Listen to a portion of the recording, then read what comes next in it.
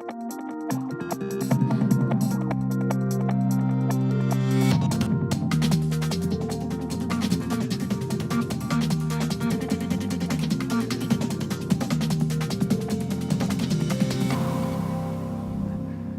morning. I'm Peter Bedini, a program manager in the space exploration sector.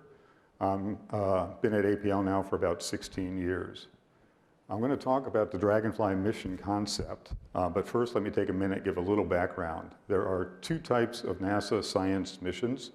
There are strategic missions where the work is assigned to a particular organization to implement, and then there are competed missions, which are those that are actually selected in an open competition. In planetary exploration, there are two primary programs of competed missions. There's the Discovery program, in which our APL's messenger spacecraft was part of that. And then there's the larger New Frontiers program, the first mission of which was the New Horizons mission, also by APL. The two other New Frontiers missions that have been selected are the Juno mission, which is now circling Jupiter, and the OSIRIS-REx mission, which launched last September, and it's on its way to an asteroid from which it's going to return a sample to Earth. Dragonfly is being proposed by APL to be the fourth mission in the New Frontiers program, if they select us. Now, when you first hear the high concept of Dragonfly, it might seem a little ambitious or maybe even audacious, but I hope in the next several minutes going through these slides, I'll expand on that concept and demonstrate that it's not just a very compelling concept, but that we have a viable formulation for it, and it's well worth NASA's investment. Dragonfly proposes to send a nuclear quadcopter to look for life on Saturn's moon, Titan. Seems kind of straightforward or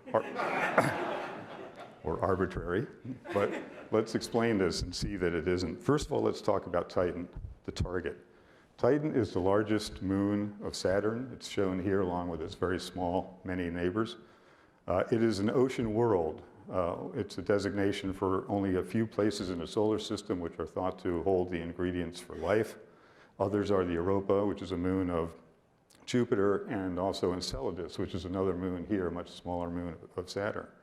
But unique about Titan is that it's got a liquid cycle very much like Earth's water cycle, but it's with methane. So it's a hydrocarbon version of our water cycle, and no other place in the solar system has that.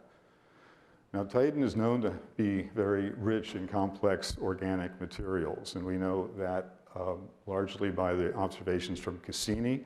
That mission has been flying for 12 years, studying the Saturn system and Titan as part of that. It also put a probe called Huygens down on the surface back in 2005. So we know a fair amount about Titan, but there's still a lot we don't know, and in particular, the composition of the surface remains largely unknown. Dragonfly proposes to characterize the habitability of the Titan environment. It's going to investigate how far prebiotic chemistry has progressed on it, and it's going to look for chemical signatures indicative of water or hydrocarbon-based life.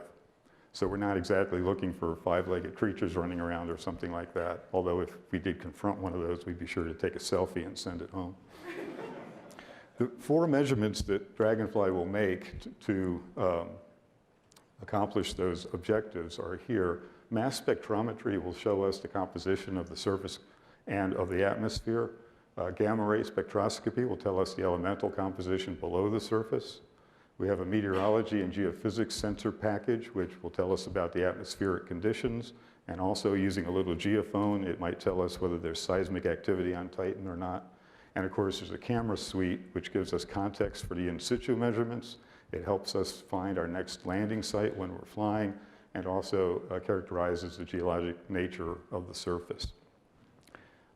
Because this is a competition, I didn't want to put our actual images on here, so these are representative. Like, we don't have brownie cameras on Dragonfly.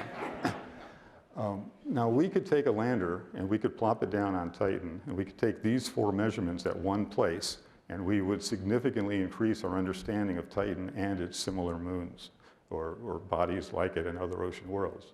However, we can multiply the value of this mission if we add aerial mobility.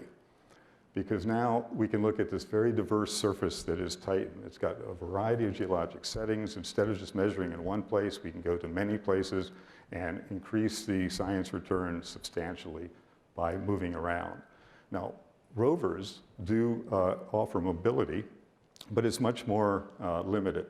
And it's also subjected to the trafficability of the surface. You can get an obstacle that'll stop a rover. If you have aerial flight, you can go over or around an obstacle. You also increase the range hugely by having an aerial mobility instead of just a rover.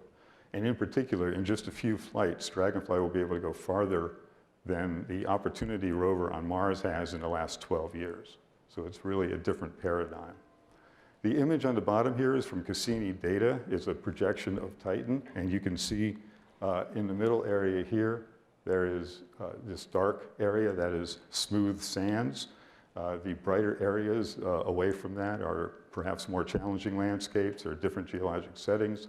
So our approach here is to land in the interdune flats in this black smooth sand area, and then we can navigate with different hops to more interesting or diverse places to take measurements.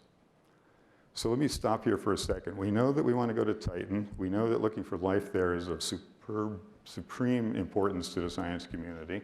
We know what questions we want to answer. We know what measurements we need to take to answer those questions. And we have a plan to do this in many, many different spots to characterize Titan in a more broad way than just doing like a single pathfinder. But what makes this the real clincher for this concept, and what makes it really a viable formulation, is this. It turns out that the easiest place in the solar system to fly a quadcopter is on Titan. That's because Titan's got an atmosphere more than 4 times as dense as Earth's, and the gravity is only 1/7 that of Earth. So a human on Titan could put on some wings, flap arms, and actually fly. As a matter of fact, if this guy had been doing this on Titan instead of on Earth, he would have had a much better go of it. Yeah. This is a plot of a couple very important parameters for aerodynamic flight, and it shows that Dragonfly, which is this Titan Explorer here in the blue, is in a very comfortable range in the flight regime. It's actually near ultralight aircraft, wind turbines. It's very understandable. The characteristics of flight in that environment by a quadcopter are quite understandable. A quadcopter is actually quite straightforward. There's no gearbox like in a helicopter. It's straight drive, direct drive motors. There's been a drone revolution of sorts in the last dozen years, and they're everywhere, and the flight control algorithms and the flight characteristics are very, very well understood. We're using an X8 configuration. That's this double rotor on 4 different arms. That's for redundancy primarily. We can lose a couple of these rotors depending on which they are, and the mission keeps on going. We show here the high gain antenna in its stowed position. Once we get onto the surface, we'll deploy that, and it's got a 2-axis gimbal. We'll be communicating directly from the rotorcraft to Earth. We do not need an asset flying around Titan to help with that. In the left is the launch configuration. The top part is a heat shield. That'll keep it from burning up when it enters Titan's atmosphere. There's a back shell on the bottom where the thing is tucked in, and then the very bottom on the left picture here is the cruise stage, mostly a propulsion system that helps get us to Titan. I'll show you more about that in a minute. Now, Saturn is really far away, so it's simply impractical to propose that the power for this system would come from solar arrays. You've seen the big solar arrays on spacecraft at Jupiter and closer in. It makes perfect sense to do that, but when you get out of Saturn, these arrays would have to be so large or maybe use a new technology or both. Luckily, NASA has made available what they call MMRTGs. That stands for multi-mission radioisotope thermoelectric generators. RTGs have been used in space missions for decades. This is a small version of an RTG, and one just like this is powering the Curiosity rover that's on Mars now. A bigger one of these, an older type, is actually powering the New Horizons spacecraft now as it passed Pluto and is going to its next target. They put out constant power, but a lot of waste heat. So we're taking advantage of some of that waste heat and directing that into the body of the craft so that we can keep the electronics running at a cozy room temperature, which saves a lot of work, and don't have to worry about the electronics running in a cold environment. Also, the power coming from the RTG simply charges our battery and then we actually operate off of the battery. It takes a long time to get to Titan, especially now that Jupiter is not in a friendly place to use as a gravity boost. It'll take a little longer. But we have pertinent recent experience with very long cruise phases with the New Horizons mission, and we're going to leverage that experience, especially with using hibernation modes and with low-cost operations. This is a schematic of the entry into the Titan environment. You see on the top left, the cruise stage is still attached to the capsule. That gets jettisoned, a drogue chute comes out, slows things down, then it pulls out a main chute. You can see the heat shield then being dropped off in the middle. While we're still descending, and by the way, this is not a fast descent. It's not like the minutes on Mars or on Earth. This is actually going to be more than an hour. It's a leisurely float down because of the thick atmosphere. We actually, while we're still on the parachute, we will turn on the sensors we have for landing, and it's a robust set of redundant sensors, including LiDAR, radar, and cameras. And then we will power up, separate the back shell, and actually land on our own power. Now, this is the most challenging part of the mission, only because we have the least to say about where precisely we land here than we will later. Later on, we'll have the luxury of going out, doing a little survey and reconnaissance, picking a place, and then sequencing to go right there. This one, we're doing the best we can to pick a hospitable place in the smooth sands, and we're coming down, and we do have some control at the end there with our own power to move in case there's some big obstacle, like a big tree or something like that, that we need to miss. But of course, if we hit a tree, we win. So we come down, and this is a schematic of this inter-dune flats area. And it just shows, again, coming down with the back shell and then landing on its own. Once we've landed, we deploy the antenna. As I said, we'll be communicating directly with Earth, so there's no need for a orbiting relay asset. And one Titan day is about 16 Earth days, which means that with our baseline plan of flying once per Titan day, we have ample time to take our measurements, send it back to Earth, charge up the battery, take another flight.